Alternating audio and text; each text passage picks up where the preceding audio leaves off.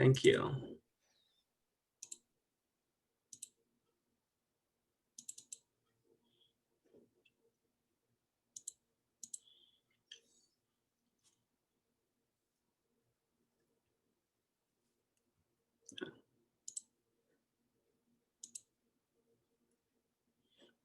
Here we go. Well, hi everyone. My name is Nate Nguyen. I use he, him pronouns, and I am the coordinator at Diversity Initiatives and Resource Centers. I am so excited to be presenting to you all and chatting with you all during this International Education Week. I am a big fan of international educations, having studied abroad myself and worked in international educations. I think it's very valuable that we're here talking about intercultural communications. And this is definitely one of my favorites workshop that we do in DIRT. We typically have a lot of fun hearing about people's experiences. And so please use the chat as you engage with me in this presentation. I do not mind the side chat, and to have people comment about things that they can relate to have people talk about anything that they want to talk about, okay? So with that, let's go ahead and get started. Okay, we'll skip my check-in slide here. Okay, so some takeaways from this presentation. I hope that by attending this presentation, you will be able to explore and state attributes of different intercultural values, that you will be able to listen to and connect cultural values to experiences of conflict and communications. And you will be able to analyze your own communication styles and how it affects others. And that you will learn strategies to utilize intercultural communication to understand and resolve interpersonal conflict. And so, this is not a conflict resolution 101 workshop in any means, but a lot of things that we do talk about will hopefully help you understand ways where you can have better relationship with others and communicate better with others as well. Okay. All right.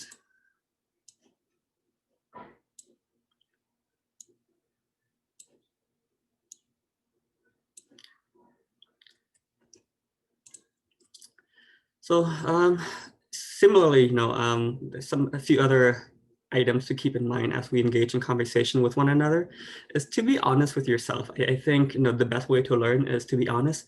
And so to be honest with yourself as you reflect, as well as being honest in this room with others, to respect confidentiality. I know it's being recorded. And so just keep in mind, share what you want to share, and what you do not want to share, you can keep that to yourself. To use I statement when you share, to respect time, pronouns, space, and boundaries, to trust intent and name impact, and then take turns to lead and share, and then move forward in discomfort, move backward to make space for others, and to move side to side in openness to learning together. Okay, all right. So let me ask you this. What is the source of interpersonal conflict? So go ahead and use the chat and let me know, what do you think is the source of interpersonal conflict? So interpersonal means between people, right? Interpersonal.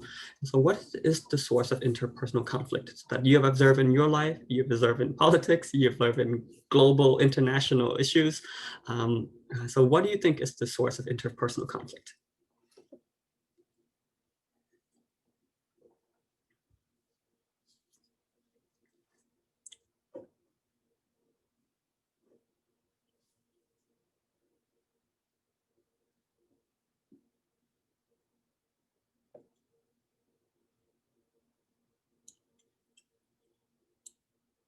Don't be shy. There's no right or wrong answer. We're just talking and learning together.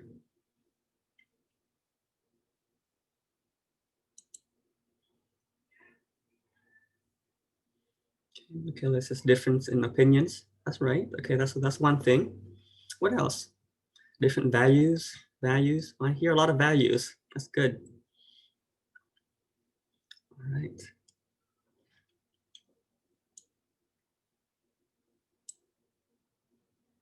And culture. Okay. All right. So we're gonna do a short activity where I want you to Just pull out a sheet of paper, open a notepad, open a Word document, and just for about 30 seconds to think of the last interpersonal conflict or argument you had with someone. And I want you to write this down because you're going to use this example for reflection for this entire workshop. And so you'll be able to try to kind of like analyze your own issues, your own conflict, and think about how could it have been different. So think about the last interpersonal conflict or argument you had with someone. That could be virtually or in person, right? And write this down. Who was involved? What was the issues? How did you feel? Okay.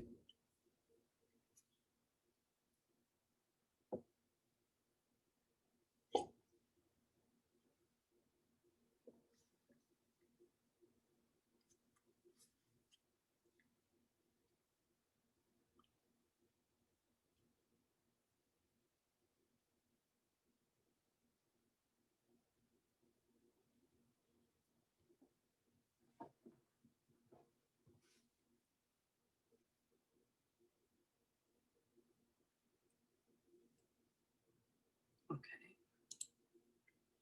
So what were some of your communication issues? Okay.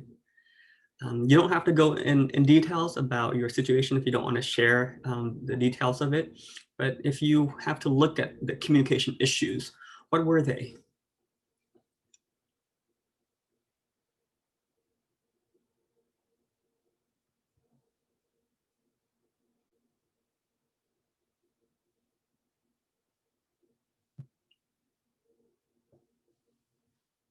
Again, you can use the chat to share some of your communication issues. Okay. Not listening completely, was that on your end or on the other person's end, Maya? So the other party is not listening. Okay. What else were some issues that we had in our conflict?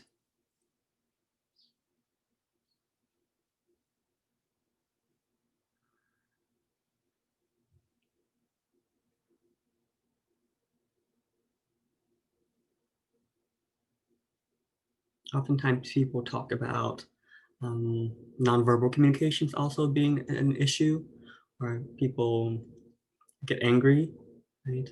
Or people disagree based on certain feelings that they have, right?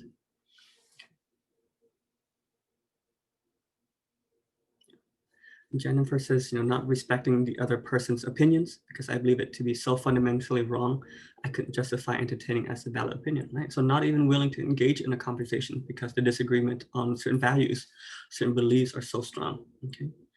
And so, for this presentation, we're not going to try to solve all communication issues or all interpersonal conflict, right? We're going to look at it from one perspective, and that is intercultural values. And so when we look at values, values plays a very important role in conflict. It plays a very important role in how we communicate as well. So when we even think about issues on the global level, oftentimes they're about values. What one country values compared to what another country values. And when there are disagreement around values, there are disagreement in politics. Right? And so values is something that we believe in, right? Something that we hold close to our heart, sometimes consciously or unconsciously. And because of these unconscious and conscious values that we have, they play out into the way we communicate, and they play out in how we approach conflict, how we approach situations and people. So we're going to talk about 9 different cultural values. And so these intercultural communications, it comes out from business study, right? When people were globalizing their businesses and they wanted to understand how to communicate between different countries and how to understand how different cultures communicate. And so a lot of these are assumptions, they're broad stereotypes, but understand that these stereotypes actually help us understand the nuances that actually takes place in communications between people. Okay, so please understand that I'm not trying to stereotype people, but that we're presenting these stereotypes broadly to help us see the extreme. Right? People usually don't exist on the extreme ends of the spectrum. They exist somewhere in between. So for this next 9 slides, I also want you to be able to take notes. So when I talk about a certain value, draw a line and kind of determine where you find yourself on that line. Right? Are you on one end of the extreme or the other end of the extreme, or where are you on that, that spectrum when it comes to some of these values?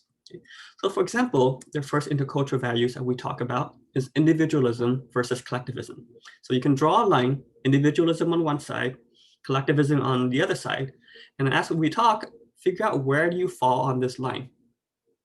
So individualism versus collectivism is this mentality around me versus we. Okay? So theorists often look at countries like Latin America, most part of Asia to be very collectivistic.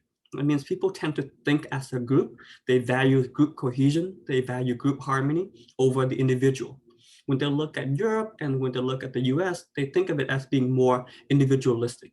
The individual trump the group. Right?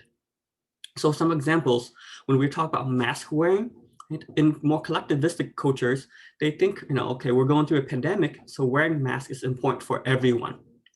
So they think that, okay, I'm doing this for the good of my group, my country, my community. So it's not an issue. In many Western countries, the argument is not about whether masks work or not, but it's about individual rights. How can the government mandate that everyone, wear masks? And so the idea around this is that the individual right is more important than the group right. That while they think wearing masks is good, is important, they think it should be an individual decision. So this individualistic mentality is very different from a very collectivistic mentality. In collectivistic cultures, oftentimes people use shame, right, to get people to behave in a certain way in order to maintain group cohesion. And oftentimes in group cultures, people don't like to address, the issues very directly. They like to kind of talk around the issues sometimes, or they don't like to call people out because group cohesion and harmony is very important. While in individualistic cultures, being able to address the individual directly is very important. Right? And so when we think about relationship, it also comes down to individualism versus collectivism. So when you think about your interpersonal relationship, sometimes you have to also think about, is this an issue of individualism or collectivism? Oftentimes, many of us, because we live in the US, we come from many different ethnicities and culture. And so we have different values, whether some of our families are very collectivistic or some of our families are very individualistic. And even within the same family, we have cultural and generational differences where parents might be more collectivistic and children might be more individualistic. So you can see there are certain disagreements that might come from this. Oftentimes when I advise students, one of the biggest questions is about what majors and career do you want to go into? In more collectivistic families, that's a family decision. Right? People want to talk to their parents. Their parents have a say in what majors they will go into, what careers they will aspire for. While more individualistic families, they're like, well, this is the decision for the student. Leave it completely up to them. Right? And so you can see if there might be disagreement if the student is coming from a collectivistic family and advisors are telling them, hey, you need to make this decision for yourself, But in their mind, they think, well, this is actually a family decision. It shouldn't just be my own. So there is conflict when we're coming from different perspectives, when we see how to approach a certain situation from a different point of view. Next, we talk about power distance. Power distance refers to what do you perceive in terms of who has power. We live in the US where we think that we have a lot of equality, but we still have perceived power differences because you perceive your boss to have more power than you, and they probably do. Right? They have the power to fire you, they have power to reprimand you. And so even though we treat everyone equally, we still perceive that there's certain power distance. Right? But power distance exists where you perceive that power distance much bigger than it actually is, and it prevents you from having some kind of direct personal relationship with people. So an example is, in my family, in my country of Vietnam, we often see power distance existence in families. We see parents having more power over their kids. The elderly have more power than young people. Right? Men having more power than women. So these are perceived power, whether they're actually true or not, we perceive these power distance to exist. While in the US, we acknowledge that there is power distance, but we don't see that gap being so high that it prevents us from having a relationship with people. Example, when I was growing up in the Midwest in Nebraska, I would see some of my white friends, be very friendly with their parents. They joke around with their parents, and they even call their mom by their first name sometimes, in a friendly, kind of loving way. I could not be caught dead saying that. How dare you call your mom by her first name, right? So my relationship with my parents, there was a lot of power distance, because we acknowledge that power distance required us to behave in a certain way and approach people in a certain way, talk to them in a certain way. So the way that I communicated with my parents was very different from how my friends communicated with their parents, because we perceive power distance. And now in the workplace, I perceive power distance between me and my boss. Right? Even though my boss wants to have a close relationship with me, I might see that there is a power distance, and I might approach my boss very differently, more formally, right? As compared to some of my coworkers, where they feel like they can have a buddy-buddy relationship with the boss. And so based on our upbringing, our understanding, and our experience of power distance, we may approach people very differently, and we may shape the way we communicate with them based on the perceived power distance. So think about you and your experience in your family, with your friends, your culture, your society. Is there a lot of power distance, or is there less power distance?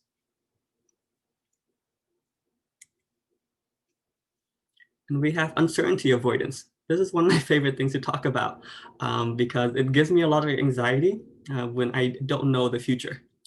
So I have high uncertainty avoidance. That means I avoid uncertainty as much as I can. I like to have a lot of certainty in my life. I like to have structure in my life. I like to know what the future might look like. So that's me. Right? So that I'm on that one end of the spectrum. On the other end, you have people who are they have high tolerance for uncertainty. They're okay with not knowing what the future will be like. They're okay with having a lot of uncertainty in their life, and they're okay with having less structure. You can see in the workplace, this can become conflict for people. And some people like to plan, they're organized. Some people are more spontaneous. And so those are conflicting, we call them conflicting personality, right? But they're actually also conflicting cultural values, because people see the importance in having structure, and other people see the importance in having spontaneity. And so it's important to see and understand that in relationship also, you can have this issue. When I travel with my family, I like to have certainty. So I like to plan things out. I like to have a schedule of what we're doing, where we're going, where we're eating. I Yelp review places before we go and eat. While my family, they're thinking about, oh, come on, Nate, we're on a vacation. Let's just kind of go with the flow and see what things are like. If we see a nice restaurant, we'll stop by and we'll look at the menu and we'll go in. That gives me a lot of anxiety, because I'm like, how could you not review a restaurant before you go in? And so the idea around uncertainty for me is that I need to have more certainty. Some of my family members, they're okay with that flexibility and not knowing. And so when we're not able to communicate what we need in terms of certainty, it creates a lot of conflict. So often in a lot of interpersonal relationships, when one person wants to have things more structured, things planned out, the other person does not, you can have a lot of conflict between them. And if they're not communicating what's important to them, then it just comes out as conflict. It comes out as one person not caring, one person not listening. Right? But in reality, it might just be an issue of values. Okay? So think about uncertainty avoidance in that sense. There's a really good theorists who talk about how people develop mentality around uncertainty avoidance, and they tie it to natural disasters. So they say in a lot of countries where they face a lot of natural disasters, people have a higher tolerance for uncertainty, because they don't know what the future is like. So they live their life, they enjoy their life from day to day, and they don't have to think so far about the future. Right? While in more industrialized countries where people have a lot more stability in their life and their environment, they like to plan for the future, and they like to have more structure. Okay. So in the same way, when I work in advising, oftentimes, because I'm so structured, I also want my students to have that structure. I tell them, hey, make a 4-year plan, figure out what you want to take next semester, figure out what you will take in your second year, and figure everything out, have a structure in your life. But for many students, that's not how to live. Right? Yet they want to have a framework. They have to understand that what they need to graduate, but they want to have flexibility. They want to have the ability to kind of see what's important next semester and not have to think 5 semesters in advance. Right? And so the ability to be flexible and to kind of see what their needs are as it comes up is really important to them. And so that's an issue in advising that I often experience, is conflicting perspectives around how much structure does a person want in their life and what is needed and what's important.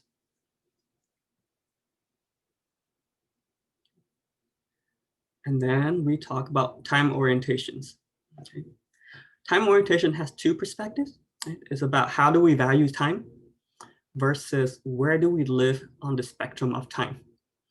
That sounds so scientific, right? It sounds like we're talking about time traveling.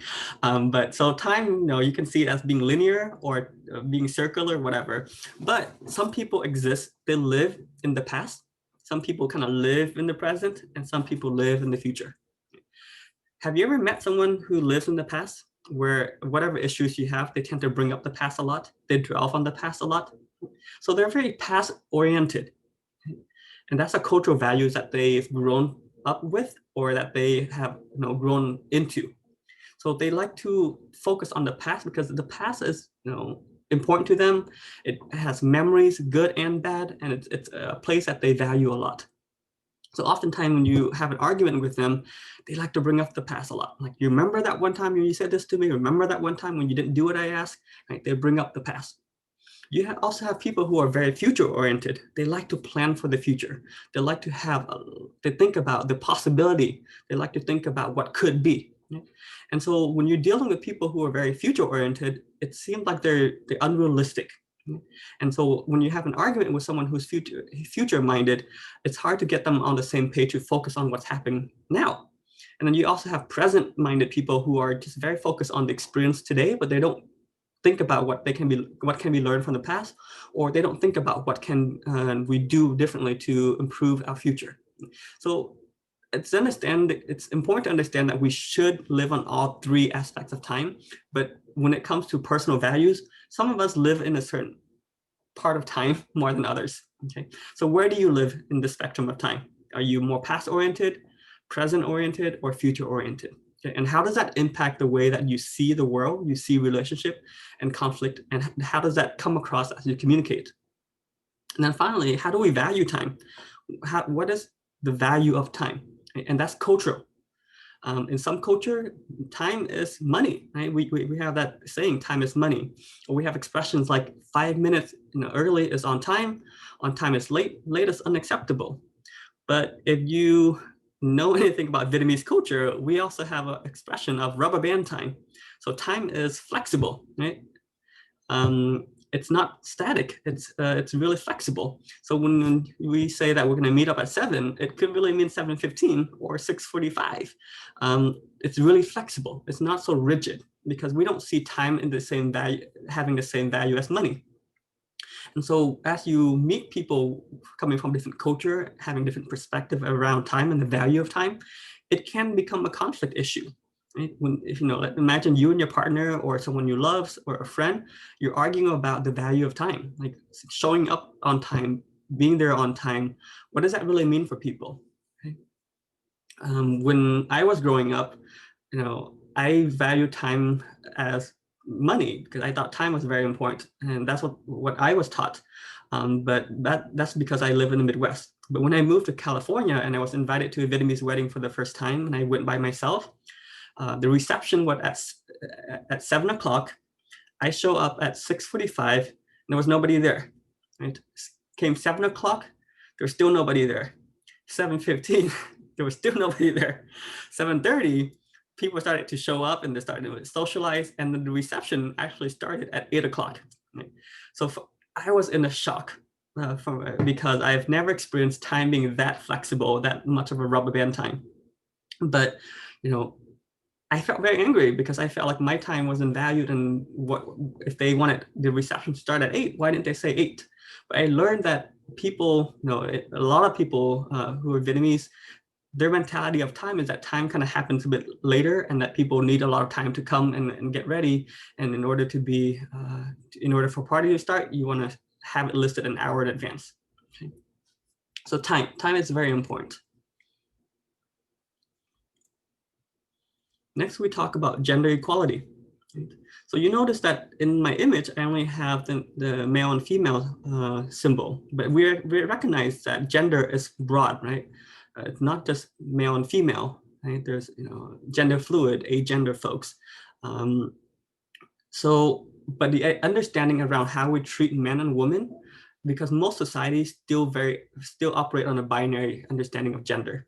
And so how we understand gender and how we treat gender, that is still cultural values. Right? So when you look at your own family, think about how a man treated in the family, how a woman treated in the family, what opportunities are given to men compared to women. Okay? In my family, I often think about a family gathering, a party. All the men are kind of gathered in the living room watching TV, singing karaoke, and then all the women are in the kitchen kind of talking, socializing together, right? And so it's separate socialization. People do things, with their own gender.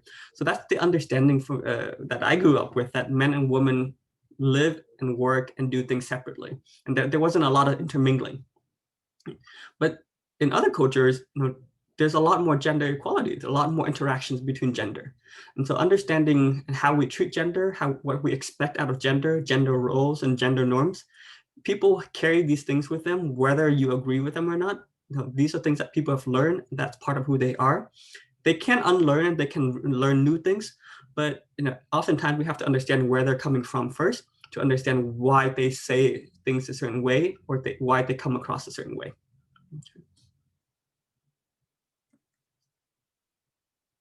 Then we have assertiveness. How assertive are you? Right? So here's another spectrum. Are you on the aggressive direct?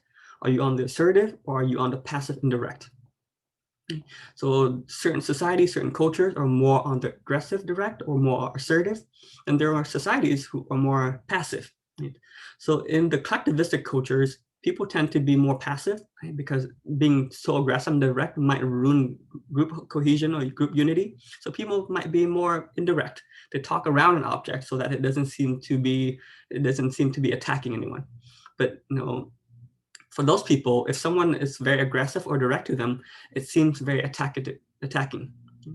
In the same way, I grew up being very passive indirect. And so the way that I participated in the classrooms, the way that I communicated in the classroom, my teachers saw me and thought of me as being too shy, not smart, not knowing the answer, right?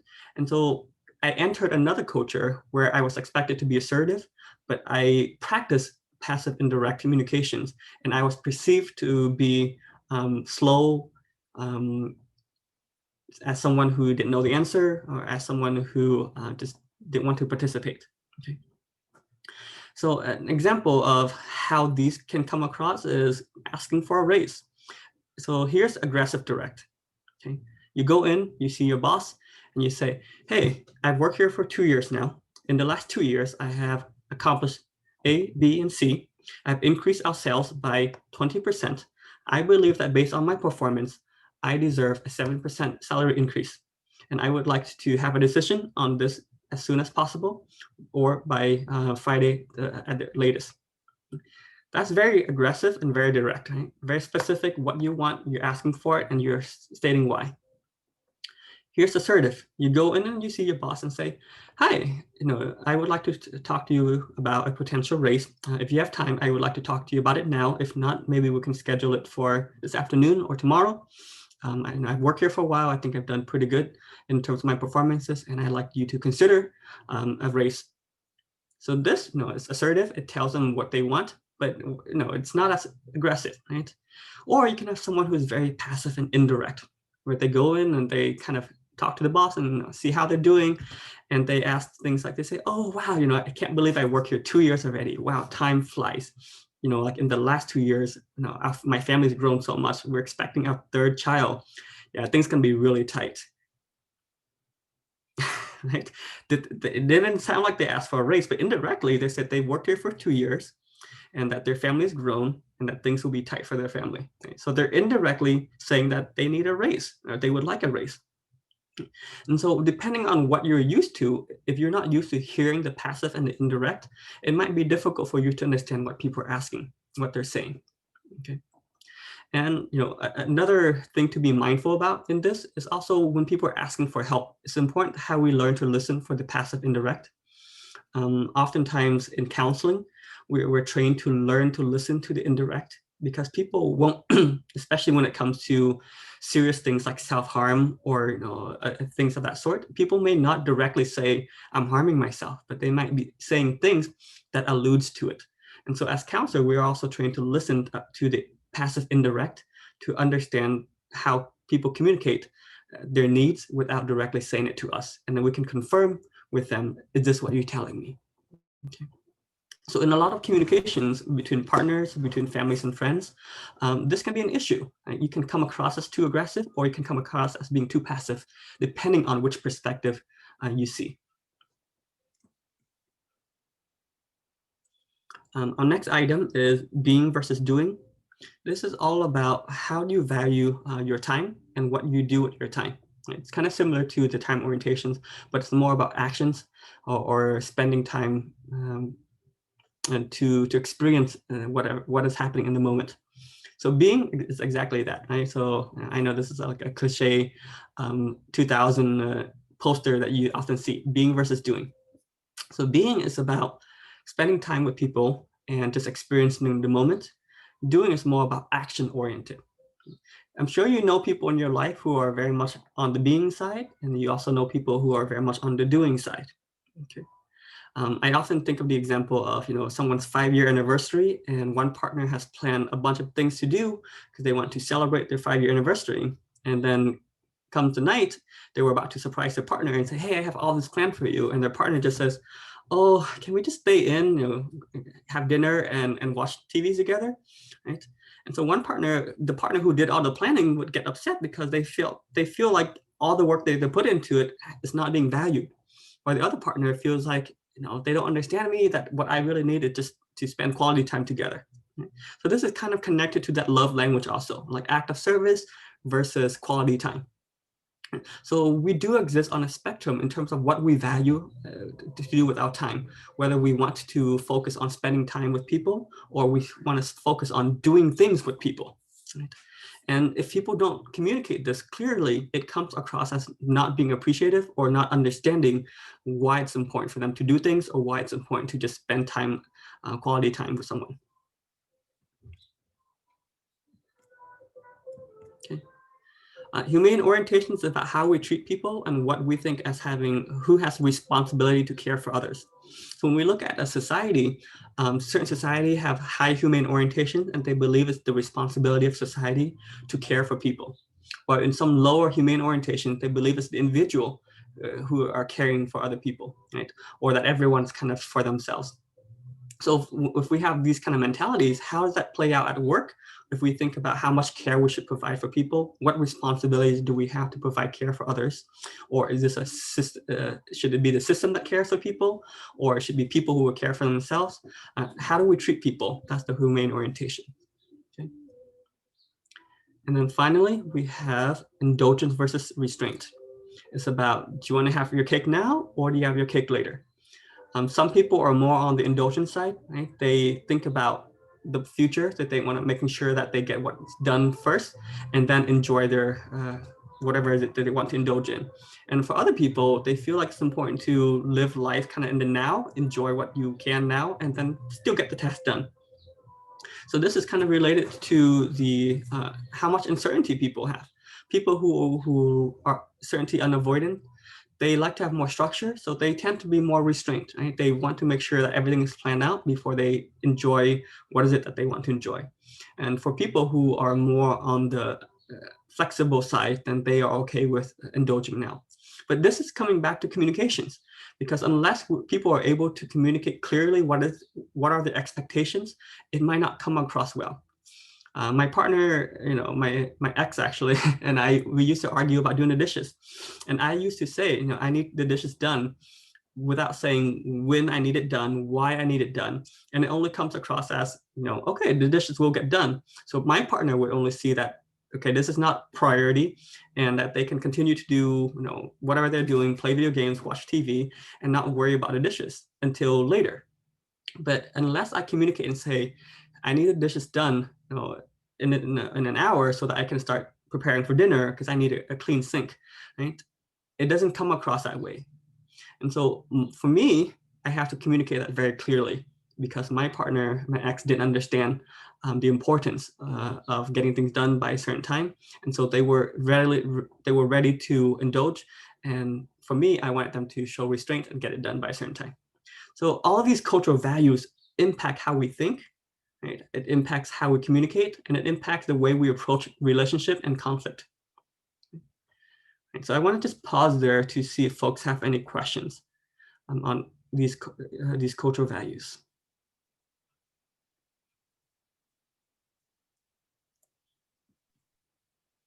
So let's revisit your conflict then, okay? So pull out that note that you wrote at the beginning, okay? Think it back to your conflict and ask yourself, which of the following cultural values impacted your conflict and your communication? Do you see individualism versus collectivism in your conflict? Do you see power distance in your conflict? Do you see uncertainty avoidance or orientation to time, assertiveness, being versus doing, humane orientation, indulgence versus restraint, or gender equality? It could be more than one that impacted your conflict. Right? So I'm going to give you some time to reflect and think about it to identify some of the cultural values that impacted your conflict. Then I'll ask you all to share.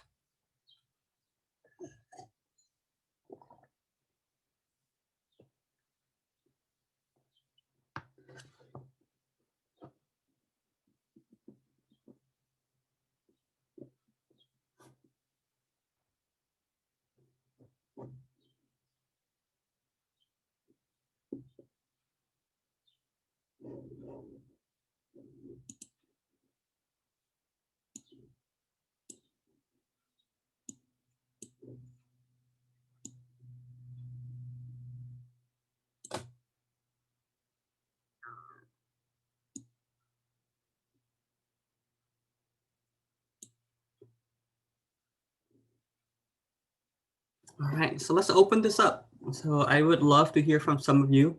You can describe your conflict a little bit and then talk about how, if there were cultural values that impacted the way you approach the situations, or it shapes how you solve the situations.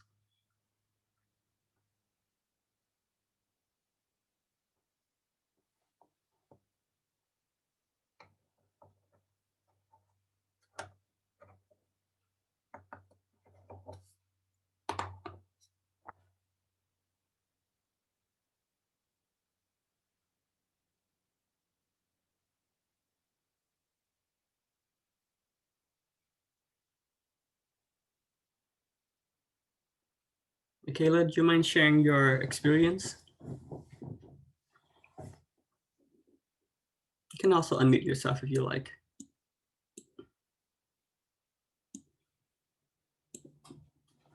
Yeah, I'll share my experience. So I was actually just about to type it in the chat, but I was just kind of thinking it over. So my situation, it wasn't like um, super big, like a huge conflict. It was just like a little simple thing. But I think it does have to deal with two of them, which is power distance and assertiveness.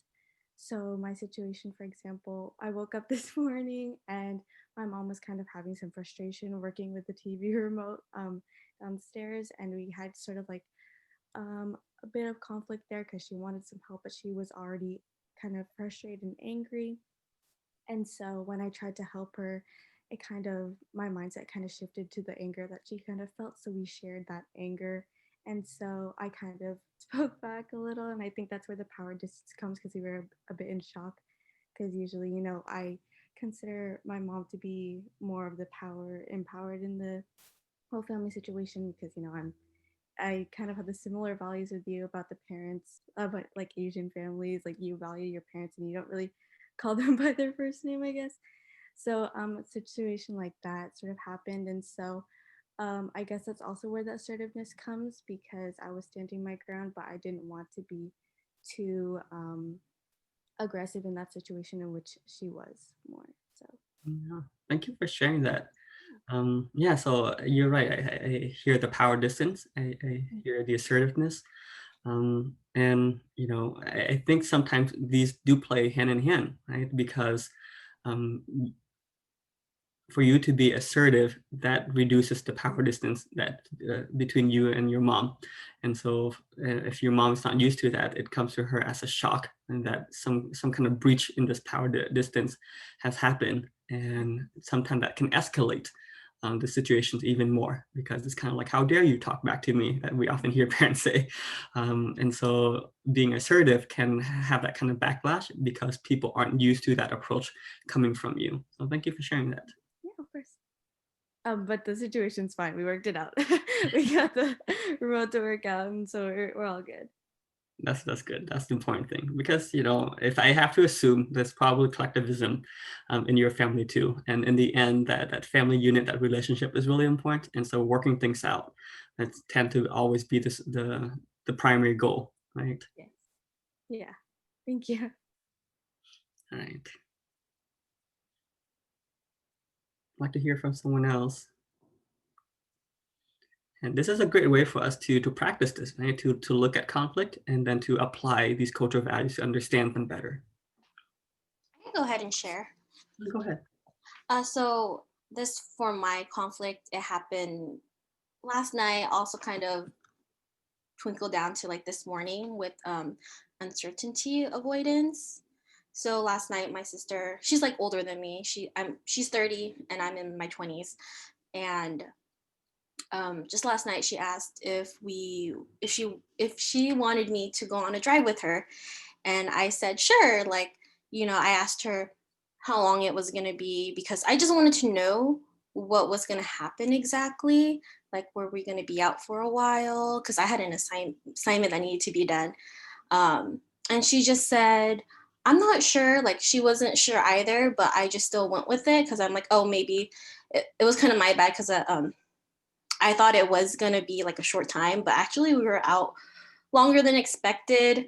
And so, because at that point, she was trying to be more spontaneous, but I was on a time crunch. Like, I just wanted to know where we were gonna go. Like, I wanted to go out, but I just wanted to know where we go. And then so for her, she was just being spontaneous. And that's what she likes. And then for me, I like to, like, I want that certainty. I want to know if we're going to be back home in time so I can do my assignment, but it ran longer than expected. So this morning we just like talked it out more about, like, maybe I wasn't too clear. Maybe I should have, stated how important my assignment was to me and how I need to get done. So yeah, that was just like the conflict that was happening between me and her. And yeah, she is older. She wants to do more spontaneous. But for me, yeah, that was not it. Did you find it difficult to say no to her also? Or No, I didn't. Because I like the idea of, like, going out for a bit, but I also want the certainty of knowing how long we're going to be. So right. And so, I see a few different things here. You're absolutely right about mentalities around uncertainty avoidance. You wanted more structure, you want to know more information, right? But, there might be also some power distance, right? Because since she's older siblings tend to have a bit more power over their younger siblings. yeah. And if you felt like you had the same power, you probably would have demanded to know exactly how long you're going to go out for, what you were going to do. But you kind of went along with it because you probably respected some kind of power distance. Yeah. I think also orientations to time, right? How you see time. You're thinking about the future, you're planning things out, but you also value your time in a different way than your sister. And so all of those are not to say who's right, who's wrong, but to see that people are seeing this situation in very different perspectives based on these cultural values, right? So Wow. Okay. very Yeah, that's interesting. That's a lot to unravel. I mean, I'm making a lot of assumptions just based on, very little bit that you shared, but I think if you were to spend some more time to kind of dig deeper into a very minor situation, you can definitely see that there's probably other aspect to these other cultural values that might have been in play and could have impacted the way that people approach this situation. Yeah, you're right. Thank you. Yeah, cool. Giovanna or Jennifer, would you like to share?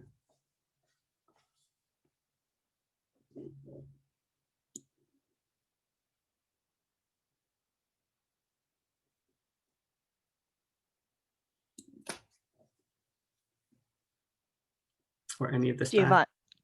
Giovanna typed in the chat. She wrote, "To our household, we usually divide our chores. However, there are days in which one of my siblings does not do what they are supposed to do or does less. The conflict becomes bigger because we don't think collectively, rather as an individual.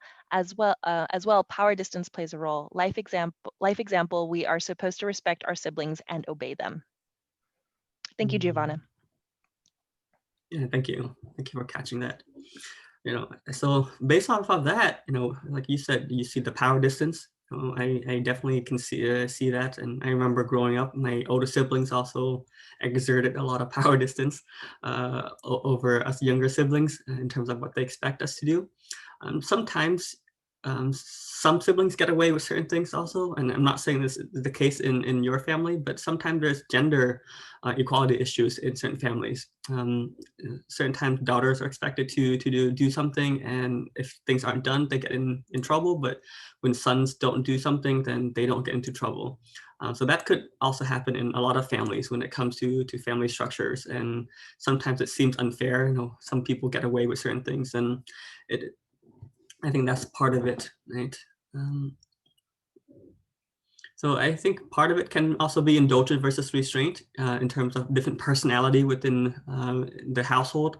Some people are more about restraint and focusing on the task, getting things done. Other people are more on the indulgent side and put less values on the task and in terms of the chores and what has to be done. Okay. So thank you for sharing that.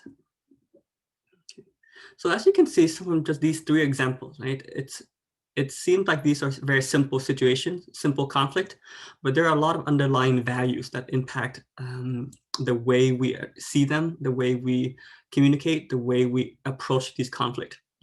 It's very easy to escalate conflict, and that's something that we always want to avoid. We have feelings, we have emotions, so it's very easy to escalate and jump to conclusion and say, you're wrong, you're doing this, you're doing that. But it's important to step back a little bit and kind of think about, okay, what are the values impacting this conflict?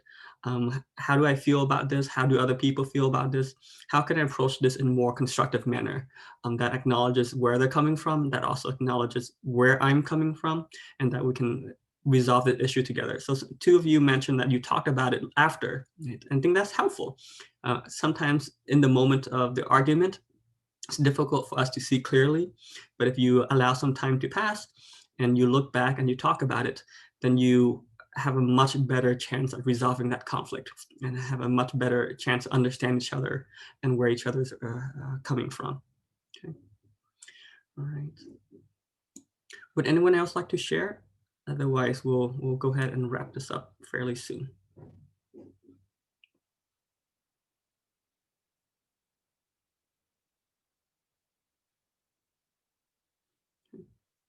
So again, I hope that as we've gone through these 9 cultural values, you now have a better understanding of where you see yourself, right? If you draw a line, you can figure out where you are on the spectrum of these cultural values. And then you can see how these values impact the way that you approach situations and people in conflict, and understand that these underlying values are always there as we understand and approach conflict. And going forward, I think in terms of communications, it's important for us to, before we say, we have to reflect. And so, I am not giving you direct strategies on how to communicate, but I think once you understand where people are coming from, once you understand the roots of the conflict, then it's easier for you to address some of these conflict without escalating them. Okay.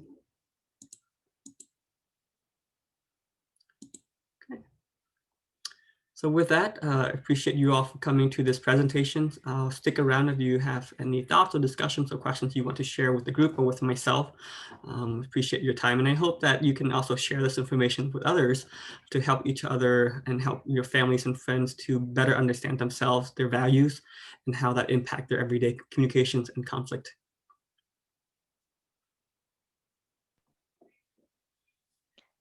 I didn't realize it was so high. Thank you so much, Nate. If anybody is interested in more workshops and trainings by Dirk like this, you can visit their website. They have a bunch. You can follow them on Instagram. They always have some activities. I always find their trainings to be super helpful. So thank you, Nate, for he's done so. I've only met him this fall semester. And he's done so many workshops for us. So really, thank you so much. A couple of things before we take off, if you don't have any other further questions. I do want to thank our participants for being in here, Giovanna, Jennifer, Mia, and Michaela. Thank you so much for your participation. Please feel free to join us for the rest of IEW. We've got even more interesting activities planned. I'll go ahead and plug the website back in the chat so you can check them out. Actually, Nate will be joining us again on Thursday, where he'll be collaborating with another one of our presenters on presenting a workshop for how we can support Black students in global programs like Study Abroad and Study Away and things like that. I have a session in a couple of hours later today to talk about my journey from being a CSU commuter student to how I became an international education professional, if anybody's interested in that. We've got a lot of really great activities lined up this week. And the other thing is I've also noted down your name, so you're going to be entered into our daily drawing today for a prize. You'll either get a CSU or you'll have your choice if you're selected of a CSUF tumbler, visor, or cap. So we'll announce that later this evening. So thank you again. And so if you have any other questions for Nate, feel free to stick around. Otherwise, hopefully we'll see you at some other events. Thanks so much. Thank you. Oh, wonderful, Michaela. Thank you for sharing that. I'll see you at 4. I'll make sure to give a good presentation.